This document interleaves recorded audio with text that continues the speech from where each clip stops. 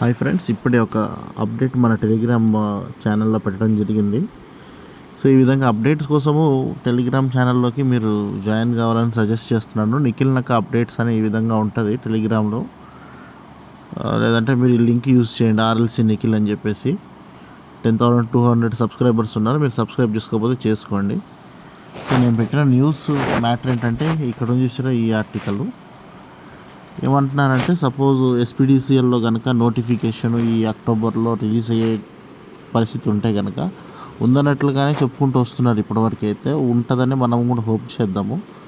సరే, సపోజ్ వాళ్ళు ఇవ్వాలి అనుకునే సిచ్యువేషన్ వస్తే ఏ క్యాటర్లు పడితే ఎన్ని పోస్టులు పడేటువంటి ఛాన్స్ ఉందని అంటే, ఇప్పుడు రీసెంట్గా ప్రమోషన్స్ ఇచ్చారు ఎస్పీడీసీఎల్లో, డిస్కామ్స్లో అని మనం న్యూస్ వింటున్నాం కదా. ఎస్, ఇచ్చారు.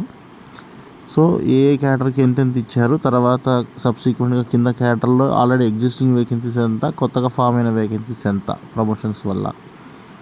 సో ఈ లెక్కలు వేసుకొని మళ్ళీ ఒకసారి ఏపీఎస్సిపి సర్వీస్ రెగ్యులేషన్స్లో డైరెక్ట్ రిక్రూట్మెంట్ కోటా ఎంత, at the any point of time available వేకెన్సీస్లో ఎన్ని తీస్తారు అనేది చూసుకుంటే, దాని మీద నా అవేర్నెస్ ప్రకారం నేను అరైవ్ అయినటువంటి కొన్ని ఫిగర్స్ అనమాట ఇవి.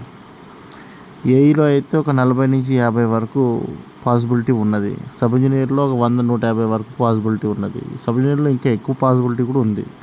150 పైన 200 దాకా పాసిబిలిటీ ఉంది. కానీ అన్నీ తీస్తారని అయితే నేను అనుకోవట్లేదు, అట్లా ఎప్పుడు తీయలేదు. జేఎల్ఎంలో కూడా ఒక 900, 1000 లోపు యాక్చువల్గా అయితే 1200 అనుకుందాం ఏమన్నా ఎక్కువ పోస్టులు ఇస్తే కనుక. సో 1000 కట్టు ఇటు అవకాశం ఉంది. జూనియర్ అకౌంట్స్ ఆఫీసర్ జేఏఓ ఏదైతే ఉందో అది 50 వరకు, 50 లోపలనే, 50 దాటదు, 50 మించదు. ఓకే, 40 to 50 అని మనం గెస్సింగ్ పడుతున్నాం.